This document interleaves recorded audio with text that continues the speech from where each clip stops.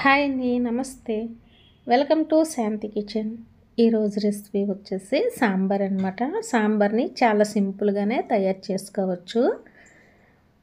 ముందుగా ఒక కప్పు పప్పుని ఉడికించుకోవాలి. ఒక 2 టమాటాలు వేసి పప్పు మెత్తగా ఉడికించుకోవాలి. మెత్తగా ఉడికిన తర్వాతను కట్ చేసుకున్న కూరగాయలను వేసుకోవాలి. వంకాయ, ముల్లంగి, సొరకాయ ఏ ఉన్నా సరే వేసుకోవచ్చు.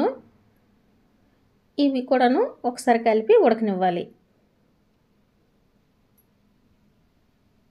ఈ విధంగా ఉడికిన తర్వాతను చింతపండు, చిన్న నిమ్మకాయ సైజ్ అంతా చింతపండుని నానబెట్టి చింతపండు రసంను కూడాను వేసుకోవాలి.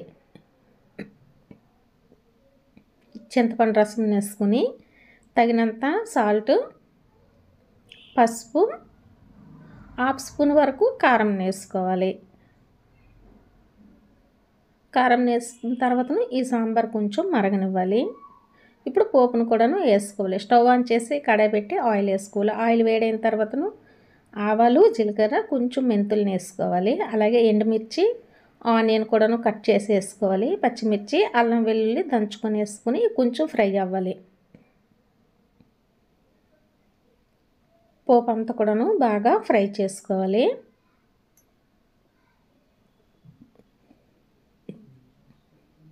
ఈ విధంగా ఫ్రై అయిన తర్వాతను 1 స్పూను సాంబార్ పౌడర్ని వేసుకోవాలి. ముందు కొంచెం కారం వేసాం కాబట్టి మరి కొంచెం కారం వేసుకోవాలి.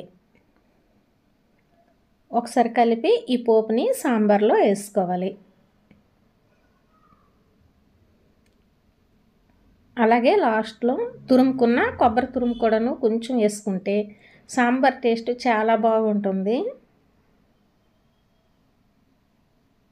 కొబ్బరి తురుము వేసి 1 నిమిషం మరగనివ్వాలి. మరిగిన తర్వాతను ఇప్పుడు మనము స్టవ్ ఆఫ్ చేసుకోవచ్చు. చాలా సింపుల్గానే తయారు చేసుకోవచ్చు. టేస్ట్ అయితే చాలా బాగుంటుంది.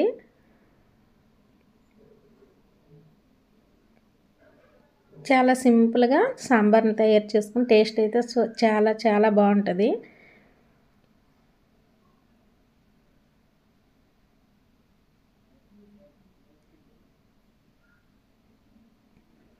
ఈ వీడియో మీకు నచ్చినట్లయితే లైక్ చేసి షేర్ చేసుకుని మరిన్ని మంచి రెసిపీస్ కోసం మన ఛానల్ని సబ్స్క్రైబ్ చేసుకోండి. Thank you for watching.